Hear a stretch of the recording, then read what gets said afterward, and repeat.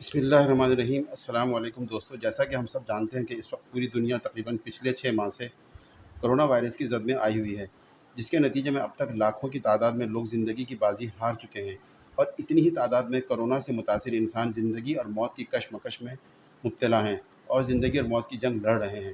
دنیا بھر کے ماہرین صحت کا یہ کہنا ہے کہ جب تک اس وائرس کی مستند ویکسین تیار نہیں ہو جاتی، ہمیں کرونا وائرس کا مقابلہ کرنا ہوگا۔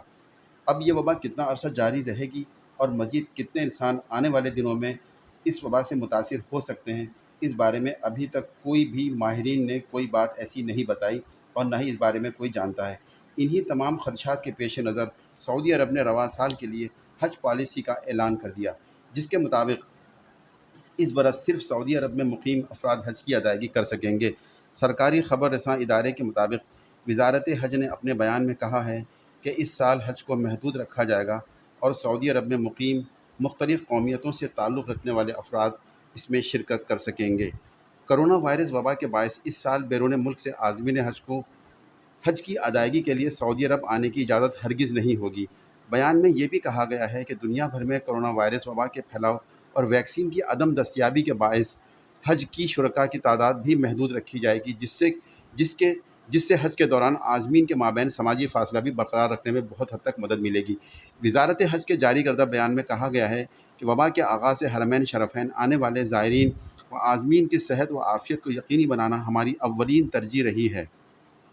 مقدس مقامات کو زائرین کے محفوظ بنانے کے لیے پہلے عمرہ زائرین پر پابندی عائد کی گئی تھی۔ متعدد اسلامی اور بین الاقوامی تنظیموں نے وبا کے پھیلاؤ کو محدود کرنے کے لیے ہمارے ان اقدامات کا اعتراف کیا ہے۔ اسی تناظر میں وبا کے پھیلاؤ کی صورتحال کے پیش نظر اس برس حج کو محدود کرنے کا فیصلہ کر لیا گیا ہے۔ حج سے متعلق سعودی حکومت کی جانب سے کسی حتمی اعلان میں تاخیر کی بنا پر انڈونیشیا نے پہلے ہی اپنے شہریوں کو حج میں شریک ہونے سے روک دیا تھا۔ واضح رہے، انڈونیشیا سے سب سے زیادہ عازمین حج میں شریک ہوتے ہیں۔ ملائیشیا، سینیگال اور سنگاپور نے بھی اپنے شہریوں کو حج میں عدم شرکت کا اعلان کر دیا تھا۔ تاریخ میں پہلی مرتبہ حج 629 عیسوی کو پیغمبر اسلام کی قیادت میں ادا کیا گیا تھا۔ اس کے بعد یہ فریضہ ہر سال ادا ہوتا رہا۔ سعودی عرب کے ملک عبدالعزیز سینٹر کے مطابق اب تک تاریخ میں 40 مواقع ایسے آئے ہیں جب حج متاثر ہوا ہے۔ اس کی وجوہات میں وہاں وباؤں کے علاوہ جنگیں، موسم اور علاقائی عدم استحکام بھی شامل ہے۔ 1932 میں جب سے سعودی عرب کی ریاست وجود میں آئی ہے، حج بیت اللہ ہر سال باقاعدگی کے ساتھ ادا کیا گیا، کبھی بھی اس میں کسی قسم کا کوئی خلل واقع نہیں ہوا۔ شاہ عبدالعزیز مرکز کے مطابق اس سے پہلے 865 عیسوی ہجری میں اسماعیل ابن یوسف علاوی نے عین حج کے دوران حملہ کر کے سینکڑوں حاجیوں کو قتل کر دیا تھا، جس کی وجہ سے حج رک گیا تھا۔ اس واقعے کو بالائی عرفات کا قتل عام کہا جاتا ہے۔ حج کی معطلی کا سب سے بڑا واقعہ 930 ہجری میں پیش آیا، جب قرامتیوں نے نہ صرف حج زبردستی روک دیا تھا بلکہ بڑی تعداد میں حاجیوں کا قتل کر دیا تھا اور حجر اسود کو اکھاڑ کر اپنے ملک لے گئے۔ اس واقعے کی تفصیل سلطنت عثمانیہ کے تاریخ دان قطب الدین نے بیان کی ہے۔ 930 ہجری میں بحرین پر قابض قرامتی اسماعیلی فرقے کے سردار ابو ظاہر الجنبی نے مکہ مکرمہ پر بڑے لاؤ لشکر کے ساتھ حملہ کر دیا۔ تاریخ دانوں کے مطابق اس ہولناک فوجی حملے کے دوران تقریباً 30,000 نہتے حاجیوں کو شہید کر دیا گیا۔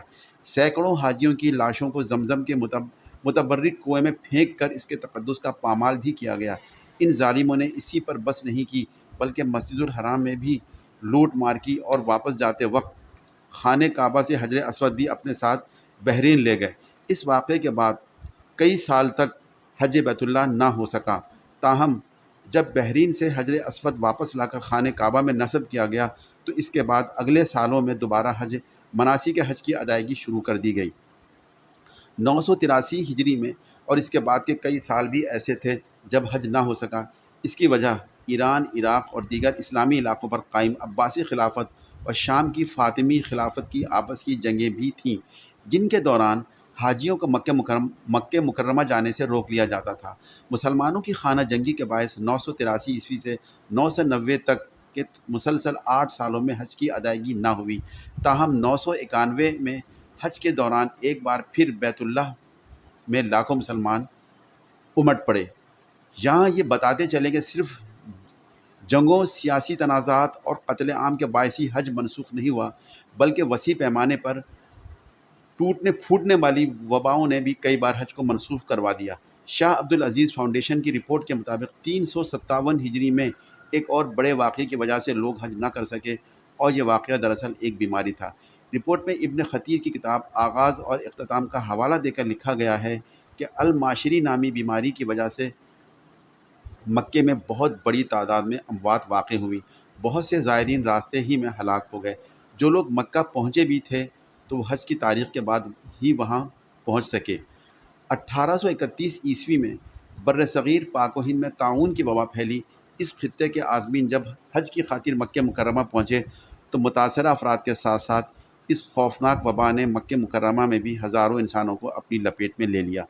تاریخی حوالوں کے مطابق طاعون کے باعث حج کے آغاز میں ہی مکے میں موجود 3/4 حاجی اللہ کو پیارے ہو گئے تھے۔ اسی طرح 1837 سے لے کر 1858 میں 2 دہائیوں میں 3 مرتبہ حج منسوخ کیا گیا، جس کی وجہ سے زائرین مکے کی جانب سفر نہ کر سکے۔ سن 1846 میں مکے میں ہیضے کی وبا سے تقریباً 15,000 سے زائد افراد ہلاک ہوئے۔ یہ وبا مکے میں 1850 تک پھیلتی رہی، لیکن اس کے بعد بھی کبھی کبھار اس سے اموات ہوتی رہیں۔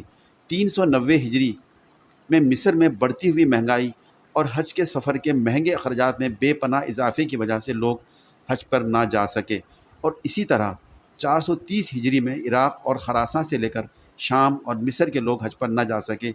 492 ہجری میں اسلامی دنیا میں آپس میں جنگوں کی وجہ سے مسلمانوں کو بہت بڑے نقصان کا سامنا کرنا پڑا، جس سے فریضہ حج بہت بری طرح متاثر ہوا۔